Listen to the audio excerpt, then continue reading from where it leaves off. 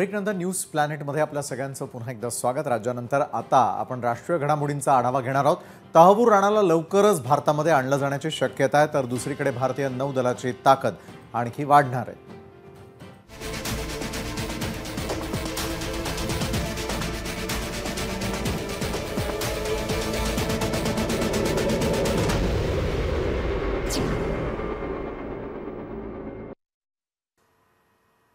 26/11 म्हणजेच 26/11 ही भारताच्या इतिहासातली काळी तारीख। मुंबईत 2008 मध्ये झालेल्या या अतिरेकी हल्ल्यामध्ये 166 जणांचा नाहक बळी गेला होता। यात परदेशी नागरिकांचाही समावेश होता। सोबतच आपण हेमंत करकरे, संदीप उन्नीकृष्णन, अशोक कामटे, विजय साळसकर आणि तुकाराम ओंबळे यांच्यासह 18 सुरक्षा कर्मचारी गमावले। आता या हल्ल्याचा मास्टरमाइंड असलेल्या तहव्वूर राणाला लवकरच भारतामध्ये आणलं जाण्याची शक्यता वर्तवली जाते। राणानं पाकिस्तानची गुप्तहेर संघटना ISI सह मुंबईवर हल्ल्याचा कट रचला होता। राणानं दाऊद गिलानी उर्फ डेव्हिड कोलमन हेडली याची मदत केलेली होती आणि त्यानं हल्ल्यापूर्वी मुंबईतील काही ठिकाणांची रेकी केलेली होती।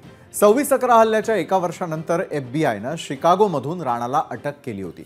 कॅनडाचं नागरिकत्व असलेला तहव्वूर राणा हा एका पत्रकाराच्या हत्येप्रकरणी अमेरिकेच्या कारागृहात आहे। दरम्यान त्याच्या भारताकडे प्रत्यार्पणासाठी सर्व कायदेशीर प्रक्रिया पूर्ण झाल्याची माहिती मिळते। दरम्यान राणाला अमेरिकेमधून विशेष विमानानं भारतामध्ये आणलं जाणार असल्याची माहिती सूत्रांनी दिली आहे। तर हा तहव्वूर राणा नेमका कोण आहे याच्या आधी अगदी थोडक्यामध्ये आपण माहिती करून घेणार आहोत। तर कोण आहे तहव्वूर राणा यावरती एक नजर टाकूया। तहव्वूर राणा मूळ पाकिस्तानचा नागरिक आहे,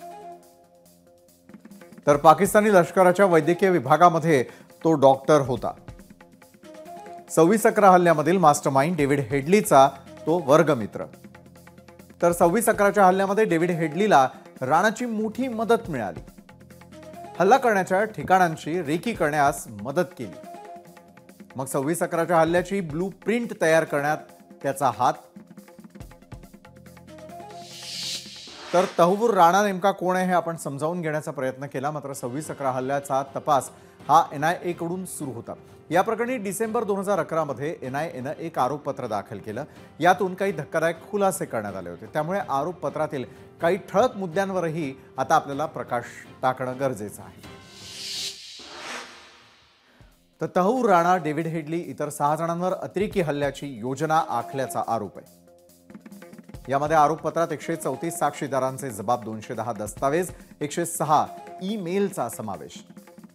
तर डेव्हिड हेडलीच्या पत्नीच्याही ईमेलचा या आरोपपत्रामध्ये समावेश आहे। मग ईमेलमध्ये हेडलीच्या पत्नीनं त्याला ग्रॅज्युएशनसाठी शुभेच्छा दिलेल्या होत्या। मग हेडलीच्या पत्नीच्या ईमेलमध्ये अतिरेकी हल्ल्याचं प्रसारण पाहिल्याचा देखील उल्लेख आहे। तर 26/11च्या हल्ल्याआधी हेडली तहव्वूर राणा संपर्कात असल्याचं ईमेलद्वारे स्पष्ट होत आहे। तर तहव्वूर राणा पाकिस्तानातील कट रचणाऱ्यांच्या सोबत जोडलेला होता। तर तहव्वूर राणानं हेडलीला रसद आणि आर्थिक मदत पोहोचवली होती। हेडलीकडे लक्ष्यांची रेकी आणि दुसऱ्या टार्गेटना शोधण्याचं काम त्या ठिकाणी देण्यात आलेलं होतं। तर अधिक माहिती देण्यासाठी आपल्या सोबत आहेत माजी ATS प्रमुख KP Raghuvanshi. KP Raghuvanshi sir, तुमचं खूप खूप स्वागत। तहव्वूर राणासारख्या इतक्या हाय प्रोफाईल गुन्हेगाराचं जेव्हा प्रत्यार्पण होतं त्यावेळेला सुरक्षा यंत्रणांना काय काय प्रोटोकॉल पाळावे लागत असतात? तहव्वूर राणा हे 26/11चे मोठे म्हणजे फार मोठे गुन्हेगार पैकी एक आहे। बरोबर। आणि ते अमेरिकेतून प्रत्यार्पण त्यांच्या होत आहे। ते प्रत्यार्पण संधीमध्ये जे काही कंडिशन असतात, प्रत्येक कंट्रीची वेगळी वेगळी असतात, तर त्याप्रमाणे जे काही कंडिशनमध्ये कोर्ट टाकतात त्याप्रमाणे ते सिक्युरिटी फोर्सेस आहे, एजन्सी आहे किंवा भारत सरकार आहे, त्यांना ते पाळावा लागतो। त्यांच्यासाठी बरेच वेळी अंडरटेकिंग वगैरे द्यावा लागतो। जसं अबू सलीमचे केसमध्ये भारत सरकारने अंडरटेकिंग द्यावी लागली होती की या केसमध्ये त्यांना कसल्याही केसमध्ये फाशी देता येत नाही। तर तसा या केसमध्ये नसणार, कारण त्यांना फार मोठा टेररिस्ट अटॅक केला होता। तर ते प्रत्यार्पण संधीप्रमाणे जे काही प्रोटोकॉल आहे ते संपूर्ण सरकार आणि सिक्युरिटी एजन्सी त्यांना पाळावा लागतो। पण रघुवंशी सर, सुरक्षेच्या दृष्टिकोनातून नेमक्या काय उपाययोजना कराव्या लागत असतात अशा वेळेला? असे माणसाला ज्यावेळी आणतात, सुरुवातीपासून ज्यावेळी ती बोर्डिंग करतात, बोर्डिंग पासून त्यांना पूर्णपणे सुरक्षित असला पाहिजे. त्यासाठी जे काय पावले उचलले पाहिजे ते सरकार आणि एजन्सी उचलतात. उदाहरणार्थ इथे पायलट जे काही प्लेन आहे ते पूर्णपणे त्यांच्या चेकिंग वेकिंग होऊन ते त्यांच्यामध्ये बसून इथे आल्यानंतर त्यांच्या लँडिंग झाल्यानंतर सुरक्षित ठिकाणी पोहोचवणे आणि त्या पोहोचवण्या ज्या ठिकाणी त्यांना ठेवण्यात येतात त्यांच्यामध्ये त्यांच्या मेडिकल चेकअप करावा लागतो आणि त्यांच्यानंतर त्यांना या सुरक्षाच्या ठिकाणी त्यांना ठेवण्याची व्यवस्था सुरक्षित, जेणेकरून दुसरे काही, कारण अशा माणसाला की दुश्मन बरेच आहे, लोकांमध्ये गुस्सा असतात, ते कोणी नुकसान करता कामा नये. त्या निमित्ताने त्यांना ज्या ठिकाणी जेल म्हणा किंवा कोठडी म्हणा त्यांना पूर्णपणे सुरक्षित आवश्यक आहे आणि गरजेचे आहे आणि ते संधीप्रमाणे करावं लागतं. बरं, ते करावं लागतं. मात्र 26/11च्या घटनेच्या पार्श्वभूमीवरती तहूर राणाची चौकशी करता येणं तपास यंत्रणांसाठी किती मोठं आव्हान आहे, किती आव्हानात्मक आहे? हे 26/11 एक फार मोठा अटॅक होता. फक्त टेररिस्ट अटॅक नाही, हे वेजिंग वॉर सारखा होता. आणि या दुर्दैवाने या केसला आता 17 वर्ष होत चाललेले आहे. 17 वर्षानंतर त्यांना बरेच वेळी त्यावेळी इन्व्हेस्टिगेट एजन्सी त्यांना तपास करतो, प्रश्न विचारतात. तो बरेच वेळी हे देखील म्हणू शकता मला आठवण नाही, फार दिवस झाले, अमुक झाले. परंतु या केसमध्ये बरेच काही लोकांचे कन्व्हिक्शन झाले. कसाब सारखे लोकांना फाशी देण्यात आली. संपूर्ण दस्तावेज जे आहे ते आपले एजन्सीकडे आहे, कोर्टाकडे आहे, तर त्यांना क्रॉस करता येते. तो जे काही आतापर्यंत अमेरिकाला देखील त्यांनी बरेच वेळी गेला 6 वर्षापासून भारत सरकारचा प्रयत्न चालला होता. अमेरिका कोर्टामध्ये केस होते, तर त्यांना वेगळे कारण सांगून आतापर्यंत त्यांना कोर्टाच्या क्लीन चिट मिळाली नव्हती. आता क्लीन चिट मिळाली आहे. संपूर्ण केस एजन्सीला माहित आहे, कोर्टाला माहित आहे.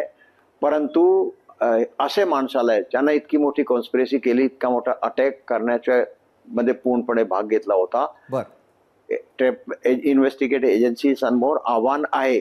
कारण ते धागेदोरे जे काय आहे, पूर्ण कॉन्स्पिरसी कशी झाली होती, कारण जे काही घडलेलं आहे हे 17 वर्ष अगोदर घडलेलं आहे. संपूर्ण कॉन्स्पिरसी विदेशमध्ये झाली होती. परंतु ते आणि हेडली दोघे इथे येऊन बरेच वेळी त्यांना तिथे चक्रे मारली होती. ठिकठिकाणीतून त्यांना हेडच्या मार्फतातून व्हिडिओ तयार केले होते.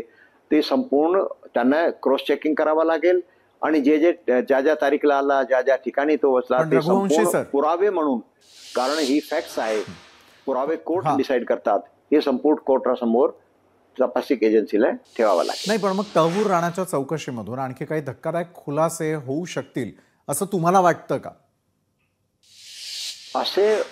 ही प्रथमदा इतका मोठा आरोपी आणि इतके मोठे केसमध्ये, तो देखील पाकिस्तानी ओरिजिनचा, जो अमेरिका त्यांनी या केसमध्ये सुरुवातीला पकडला नव्हता. त्यांनी स्वीडनमध्ये तो अटॅक करण्यासाठी इन्व्हॉल्व झाला होता, त्यासाठी त्यांना पकडण्यात आला होता. तपास करताना अमेरिकन एजन्सीने हे निष्पन्न झाला आणि त्याने भारत सरकार बरोबर तपासामधून त्यांचं नाव अगोदर पण आला होता. परंतु त्यांचा पूर्ण रोल काय होता ते पार्टली समजला. आता इथे आल्यानंतर गव्हर्नमेंट, पाकिस्तानी गव्हर्नमेंट, त्यांची मिलिटरी, त्यांची ISI, त्यामध्ये कोण त्यांच्यामध्ये लिप्त होता, कोणी पैसे दिले होते, कोणी सर्व अरेंजमेंट केला होता, कोण सपोर्ट केला होता, कुठे काय झाला, ही या केस तहूर राणाला चौकशी नंतर निष्पन्न होईल अशी आम्हाला खात्री आहे. बरं, तुम्हाला जरी खात्री असली तरी तहूर राणाचं भारताकडे प्रत्यार्पण हे भारत सरकारच्या मुत्सद्देगिरीचं मोठं यश आहे का? राणासारख्या इतर हाय प्रोफाईल गुन्हेगारांना भारताकडे प्रत्यार्पण करण्यासाठी हे किती मोठं पाऊल असू शकतं किंवा माइलस्टोन ठरू शकेल? निश्चितपणे हे भारत सरकारचे फार मोठा विजय आहे. त्या इन्व्हेस्टिगेट एजन्सी म्हणा, इंटेलिजन्स एजन्सी म्हणा किंवा डिप्लोमॅटिक जे काही पावले उचलले त्यांना आणण्यासाठी, कारण इतका सोपी नाहीये. दुसरे देशमध्ये बसलेले माणसाला तुम्हाला माहिती आहे बरेच लोक कनाडामध्ये बसलेले आहे. हो. काही लोक ज्यावेळी 20-25 वर्षांवर IC-814 ते कनाडाहून जो वायू यान चालला होता ते संपूर्ण कनाडामध्ये बसलेले आरोपी लोकांना ते खाली पाडला होता. बरेच लोक मेले होते. असे लोक देखील आतापर्यंत प्रत्यार्पण झालेलं नाही. प्रत्यार्पण फार सोपी नसतो. तर या बरं, केसमध्ये हे घडणं त्यांना आणणं आणि जस्टिससाठी इतके लोक मेले, इतका मोठा अटॅक झाला, खराब म्हणजे भारत देश 4 दिवसासाठी प्रॅक्टिकली सीज झाला होता. प्रत्येक माणसाच्या एकच उत्कंठा होती, एकच प्रश्न होता, हे काय चाललेलं आहे, कधी संपणार, असा मोठा झाला. तर त्यासाठी भारत सरकारचा फार मोठा मला विजय म्हणता येते, कारण आतापर्यंत इतका मोठा आरोपी कधी भारतात आणलेला नाही. बरोबर आहे. पण भारतीयांच्या मनामध्ये एक प्रश्न आहे की शिक्षेसंदर्भात काय, तुमच्या मते काय वाटतंय की तहव्वूर राणाला काय शिक्षा दिली जाऊ शकते? जसा त्यांच्या इन्व्हॉल्वमेंट आहे, भारत सरकारने काही अंडरटेकिंग दिलेली नसेल, त्यांना कमीत कमी किंवा जास्त जास्त फाशीशिवाय काही दुसरा शिक्षा होणार नाही. कारण त्यांच्याबद्दल भक्कम पुरावे अगोदर आहे, काहीतरी तपासामध्ये निष्पन्न होईल. आणि इतका मोठा अटॅक त्यांच्यामध्ये सर्व आयकॉनिक ठिकाण मुंबईचे आणि पूर्ण देशाचे जे काही थ्रेट निर्माण झाली होती आणि जसा अटॅक झाला होता तसा सर्व जगातने ते पाहिला.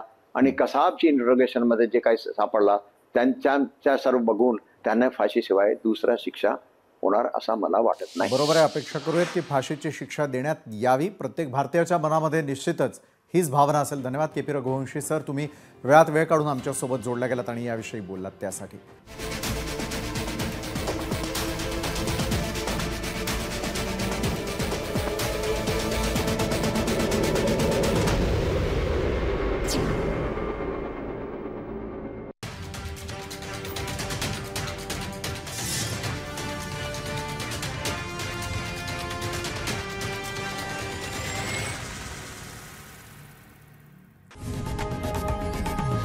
लोकशाही मराठी ऐका, पहा, जागरूक रहा.